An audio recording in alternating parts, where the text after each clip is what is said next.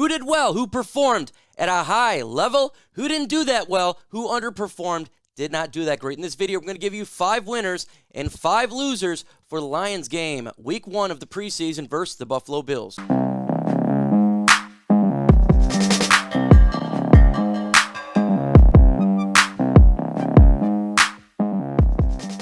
Before we get into the video, you guys need to check out Bet Us.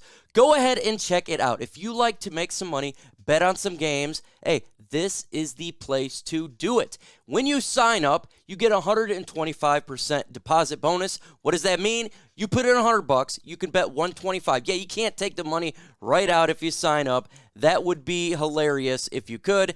That's not how it works, though. How do you get there? Go to chatsports.com/LionsBet. Chatsports.com/LionsBet. Promo code Lions125. Bet on Lions games.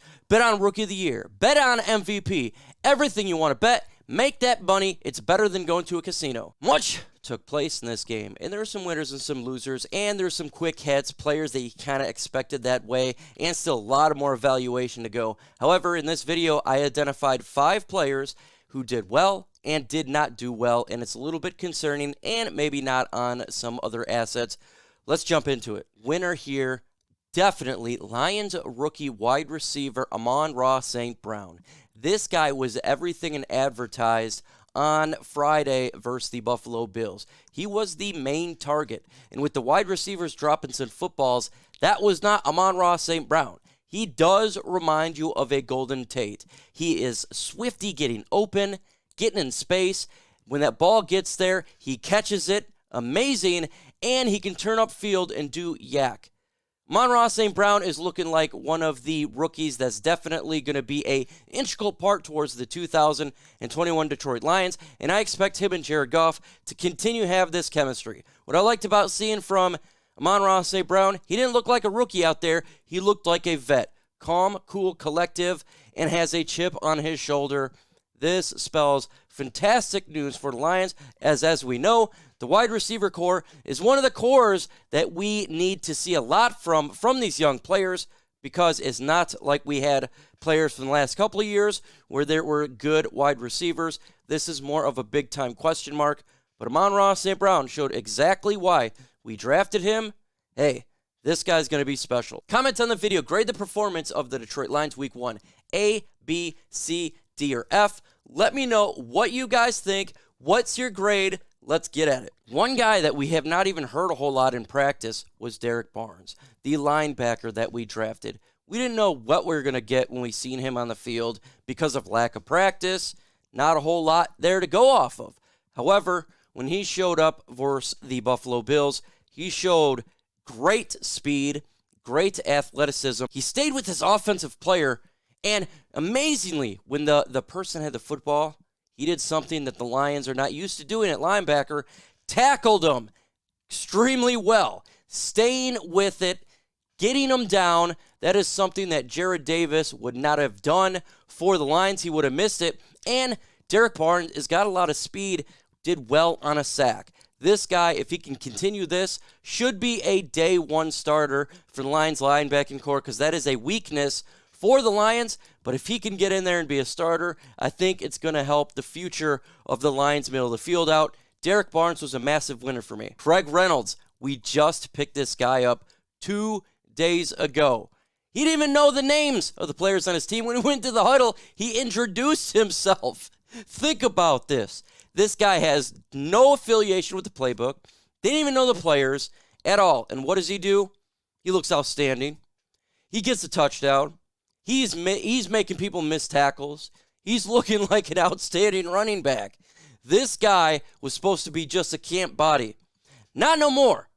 With what he did on the field, if he can do anything or replicate that for the next 2 preseason games, this man should be on the roster, because he looked really, really good out there. He looked like probably the best running back on the field, even going with a Jamaal Williams. But granted, Jamaal Williams is going against number 1, so it's a bit different. But Craig Williams was a big-time standout to me. I love the passion that he brought there. He didn't know anything. He had all the stacks against him. Everything was against him. And he turns around and was the star of the preseason. For the Lions, he was my MVP. Special teams was very good against the Buffalo Bills all around. First off, we know Jack Fox. This guy has a goat leg. This guy is amazing. He can put that ball way back, way back, and that's going to be very good for the Lions special teams going forward. He's seen it last year. Nothing's changed. Jack Fox is the GOAT of punters. We talk about kicking. Hey, we scored all field goals, 3 for 3. Very good job. Again, it weren't very long field goals. We're not talking about 50 yards or anything like that, but they gave him the field, and Bullock turns around and scored all 3 field goals. Shout out to him. And the most important part, I think, here, Jalen Reeves-Maybin in the special teams coverage. They were getting nowhere. I mean, literally, the coverage was so fast. As soon as they got the ball, wrapped up, tackled, amazing. So the special teams was absolutely great. And Jalen Reeves-Maybin, Jack Fox, and Bullock was my 3 players who stood out to me. Smash that like button. Let's get to 200 likes in this video. Yes, we can. We can get those likes up. Chat Sports monitoring my content.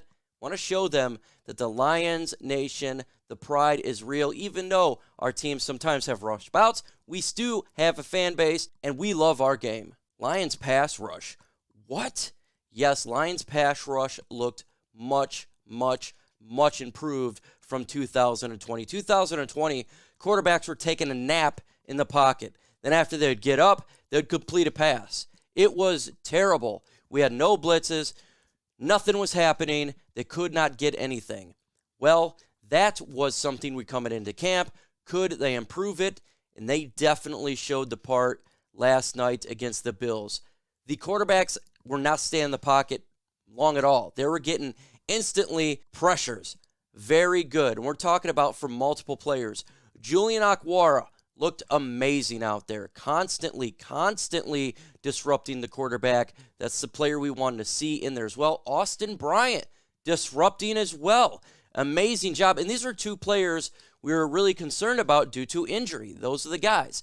Young players who's getting times and made a difference. Great work. The blitzes worked well. The linebackers coming up, taking the quarterback down, disrupting the passes. The pass rush of the Detroit Lions, just in one preseason game, look much improved for the Detroit Lions, and that's a great thing. Everything was not great. Everything was not sunny and roses. There was some negativity, and the backup quarterback, Tim Boyle, was having a rough game. He was overthrowing the passes. He was not getting it on target, a little bit behind, a little bit ahead. He's got a big arm, but he's got to be able to calm down. He was barely moving the offense, a lot of 3 and outs. Tim Boyle had a rough game. Could have been a pick in there as well, but the ball was dropped. The backup quarterback here, it's important because we need to have somebody to back up Jared Goff. We thought Tim Boyle potentially could be that, and he still could be. He had a bad performance, though. David Blau looked much better, more comfortable, and that definitely hurts his case. With that said, there was a lot of bad offensive line play for Tim Boyle because everything cannot be put on him. The second string offensive line looked abysmal. Literally, the defense was just falling upon Tim Boyle like it was nothing. It was melting butter. They got to do better. There was an injury, though, to Evan Baum. With that said, it didn't seem to be that big of a deal. But Stenberg, come on. Obviously, Terrell Crosby was not playing in the game, and that would help for sure. But if there is an injury to one of our offensive linemen, it is important to have a backup that can come in there and fill that hole. Right now, if we have multiple injuries, 1 and 2 for our starters, that's not looking good for our offensive line. They need to get better. You got to protect the quarterback, and you got to be able to make sure they have time in the pocket because Tim Boyle had done. Another year, another bad play by Jahlani Tavai, linebacker that we selected just a couple years ago in the 2nd round. Jahlani Tavai was missing tackles. He was slow. He looked out of place. At one point, do you have to cut ties here? I know he was a high draft pick, but he even lost weight, and it did not help, in my opinion. Jahlani Tavai was a mess on the field. He's one of the reasons why the middle of the field keeps getting exploited, and it's going to continue to get exploited. Remember, Josh Allen wasn't even playing. It was Mitchell Trubisky, and still was looking bad.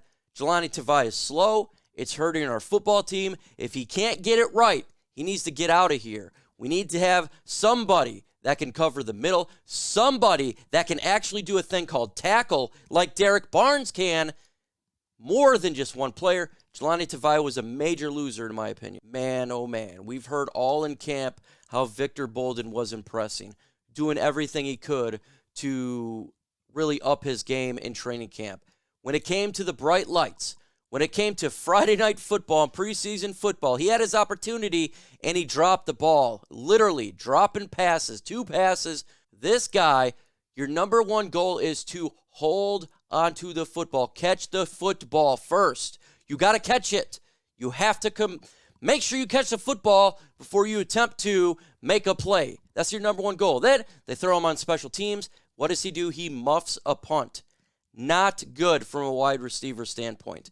Not good from a hand standpoint. If you want to make the roster, you want to make an impact, got to be able to catch the football. He had absolutely a bad, awful game.